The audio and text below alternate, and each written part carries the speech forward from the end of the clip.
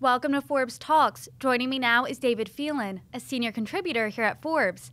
David, thank you so much for joining me today. My pleasure. Delighted to be here. You are covering consumer tech here at Forbes, so I want to talk about all things with the latest iPhone. So first of all, Apple's reportedly facing a shortfall of nearly 6 million iPhone 14 Pros this holiday season after protests at the world's largest iPhone manufacturing plant in China. Can you tell us why there were protests? Yes, this is down to China's zero COVID policy, which has meant that across the nation there have been protests, not just in the area where the Foxconn factory is building so many of the world's iPhones, because out of nowhere, the slightest suggestion that someone has COVID can lead to big lockdowns. Now, in a big factory like the one at Foxconn, there were, I think they're now saying, miscommunications about how things should work. And it led to quite serious protests. And most importantly for Apple, a huge shortfall in the production of iPhone at an absolutely critical time of the year. So is anything being done to address these concerns that the workers have? Yes, I think it's been said that this is going to be one of Tim Cook, the Apple CEO. It's going to be one of the biggest demands on his capabilities in terms of tact and diplomacy, and he certainly has plenty of both, to be able to come through this problem. But I've no doubt they will. And yes, they have addressed issues within the factory to get people back to work, to ensure that they can return to the production line. But there's no doubt that it will take time to catch up with where they should have been. Definitely. Reuters reported this morning that Foxconn has begun hiring new workers as it attempts to scale up production. They are saying that will take 3 to 4 weeks. So when will, on the consumer side, people see the supply chain normalize? It's a difficult one to answer because I think even Apple were taken aback with just how popular some of this year's iPhones, especially the Pro models, have been. Way before there were issues at Foxconn, there were shortages and you could place your order, and the time when it would arrive got longer and longer unless you were really quick off the mark. So there's a double problem going on here. As soon as they can get the Foxconn issues that are COVID related out of the way, they've got to catch up with the backlog, and that demand was already greater than it should have been. So I think if you're choosing certain iPhones, you may find that it's still going to be difficult to get it this side of the holiday season. Just how hard will it be to get the new iPhone? I think as time goes on, things will gradually normalize, but for sure, they're very short on the ground at the moment, and it will take time to catch up. I would say, hopefully before the end of this month, things will be sort of back to normal. And are these shortages going to impact the price? No, I don't think they will, because Apple is pretty resolute at keeping its prices static. They rarely drop them, sadly, but they rarely increase them during the life cycle of a particular product. That's the case in America. Here in Britain, things are a bit different because the exchange rate can lead to a volatility in the price. But even so, Apple does its best to keep things on an even keel and at the same price throughout. I do want to talk about the iPhone 14 as a whole. You've written about it. What do you think? I think it's pretty interesting. I love the iPhone 14 Pro Max. This is the one that I use as a daily driver. It's big, it's, I think, beautiful, and it's got so much going for it. It's interesting. When Apple doesn't change the design of its iPhone radically, people sometimes are disappointed because they think should this have been the iPhone 14 or should it just have been the iPhone 13s? But actually, all the changes inside are quite dramatic, especially with the Pro model, which no longer has the cutout at the top. It now has a dynamic island, as they call it, a different shaped cutout at the top of the screen. But that has led to a new mechanism, a new mechanic to use the phone, which is radically different and very, very nice. As for the iPhone 14, and the iPhone 14 Plus, well, they also have a lot going for them. I think the thing about the iPhone 14 and the iPhone 14 Plus is that it's the early adopters, the really keen purchasers who buy as soon as an iPhone comes out. Whereas, and they tend to go for the iPhone 14 Pro, the iPhone 14 Pro Max this year. But that doesn't mean that because the iPhone 14 hasn't had quite such stellar sales yet, that it's anything less than successful. These are more likely to be bought by people who are waiting for their contract to expire, who are waiting for the time that they need to buy an iPhone because the last one breaks or they lose it or whatever, rather than being the people who want to be there on day one to get the brandest, newest model. Can you expand more on the features or the new features that these iPhones have? Sure. Across the iPhone 14 series, there are several very cool safety features, both of which are now live in the States. One of them is due to go live elsewhere in the world in the next few days. And the first of those is crash detection. And it means that, let's hope none of us ever have to witness this or, put it to the test. But the idea is that if you're in a car crash and you don't respond quickly, I think, in a matter of seconds, the iPhone is so sensitive now to high G-forces that it recognizes that this is what has happened, and it can contact emergency services and even give your exact location. It's only been out since September, but there have already been cases of people whose lives have potentially been saved by this. Certainly they've been reported to emergency services more quickly because they were incapacitated, couldn't pick up the phone, but the phone has done it for them. That's pretty cool. The second thing is emergency messaging, emergency SOS by text by satellite, and which slightly blows my mind, even though I've had it explained in great detail. The idea is that if you're out of a cellular coverage area and you get into difficulties, and there was a case in Alaska just in the last few days of a guy on a snow machine who got into difficulties, and there was no way that his phone service was going to pick it up, then you have the option to make an SOS text message through satellite. It's quite cool. The little bit at the top of the screen, which usually shows how many bars you've got, well, obviously there'd be no bars at all because there's no coverage, but it's replaced by a cute little picture of a satellite. Now, if you get that and you're outdoors, obviously you need an unobstructed view of the sky, then you can connect your iPhone 14, 14 Plus, 14 Pro, and 14 Pro Max to a satellite to send simple emergency messages. You have to be pointing at the satellite, unless your eyesight is much better than mine, Brittany. I can't see them, but there is software in the iPhone that enables you to know exactly where you should be pointing your handset, and it can send and receive these messages. And those are, I think, the real marquee features. The iPhone 14 Pro has a significant upgrade in its cameras. Previously, there were three 12-megapixel cameras on an iPhone 13 Pro.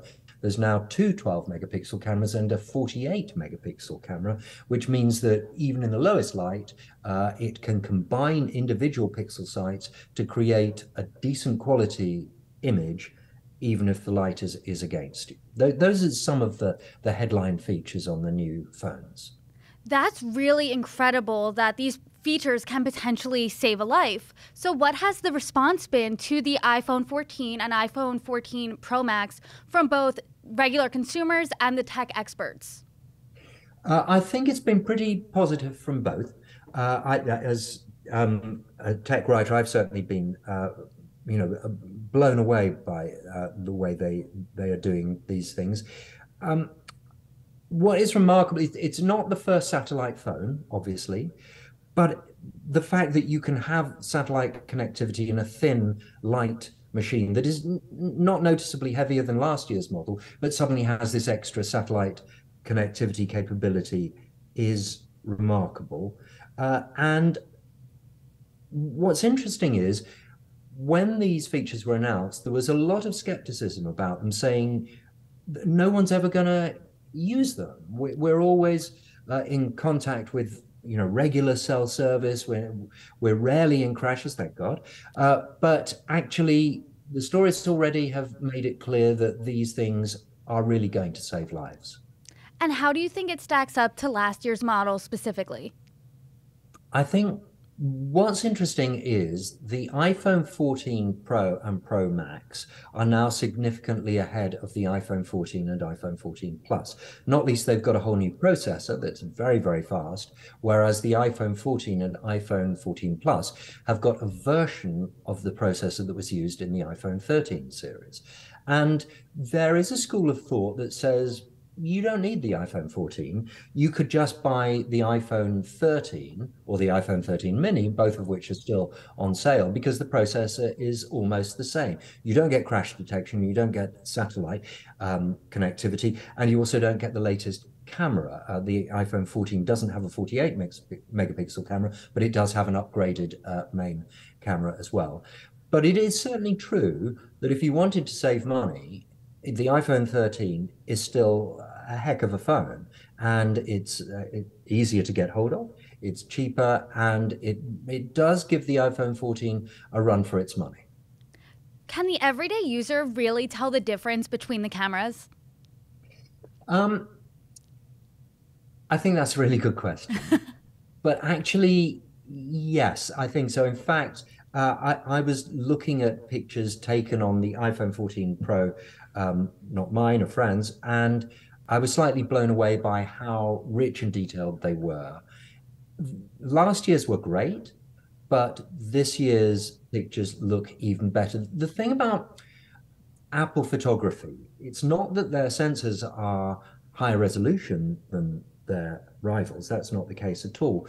But they have in their photography engineers people with amazingly good taste. So, and that really pays dividends. When they came out with their night mode, I talked to one of the main guys there, and he said, we're not trying to make night look like daytime. We're trying to take a photograph that when you look at it, it captures your memory of what it was like to be there at the time, because our eyes and our imagination help us to see it a little bit better than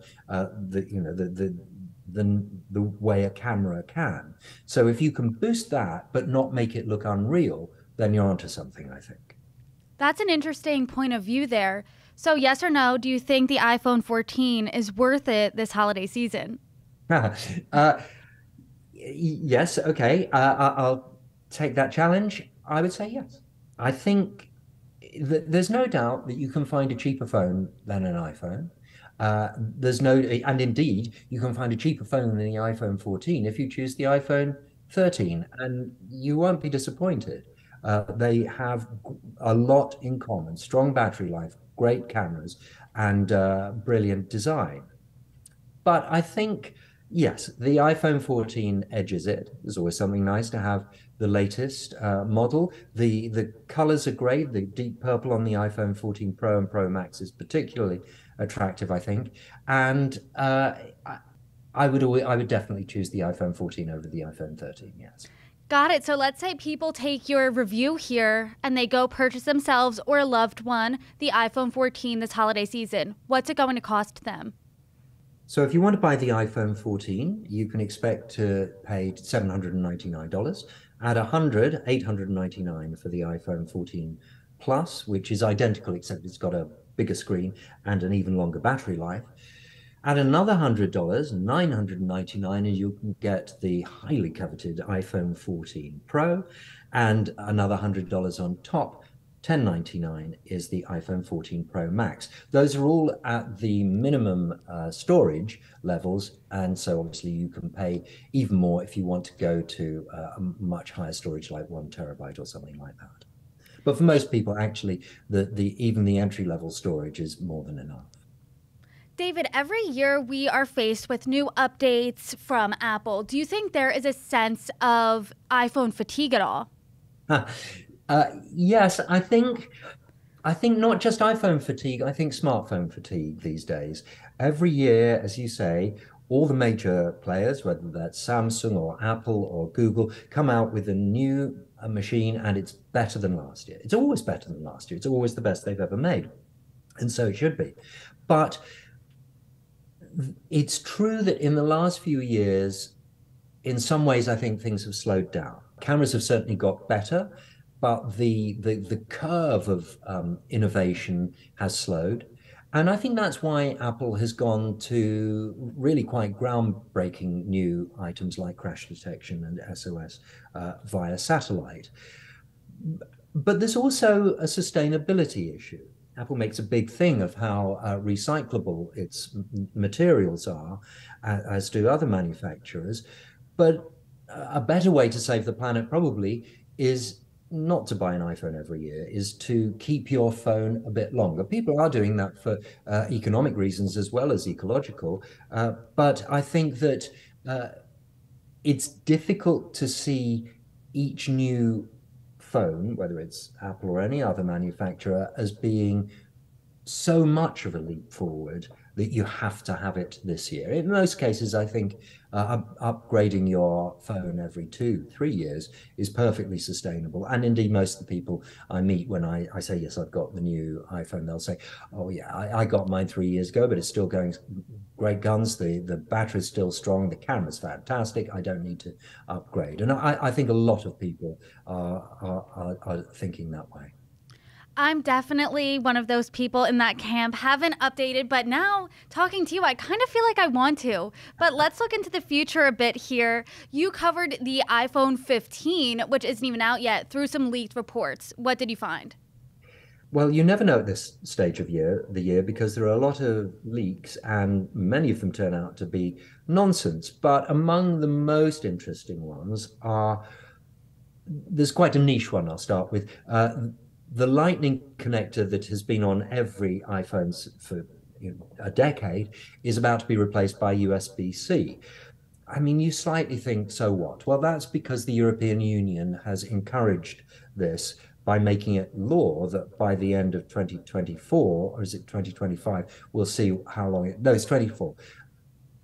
The European Union has encouraged this by insisting that from 2024, many electronic devices have to have USB-C connector, and Apple is going to change, we think, in 2023. So it's going to be ahead of when it was required to do it. And the benefit of that will be considerable, because if you've got multiple devices at home, the likelihood is they're not all going to be Apple. Certainly, they're not all going to have Lightning connectors in them. And if you can just have one cable, USB-C cable, then that is going to be a big difference. Apple has resisted this because it feels that to be limited in this way hampers innovation. But they are going to go along with it, they have said. And I think that will be surprisingly quite a big update. It's also believed that there will be an all-new design. Apple doesn't change its design every single year, but it looks like it may be that the next iPhones will have a curved back instead of the flat back that they have at the moment, harking back to earlier designs. And these are some of the things that we're expecting, along with the inevitable things: an improvement in camera, an improvement in the speed of the processor, and so on.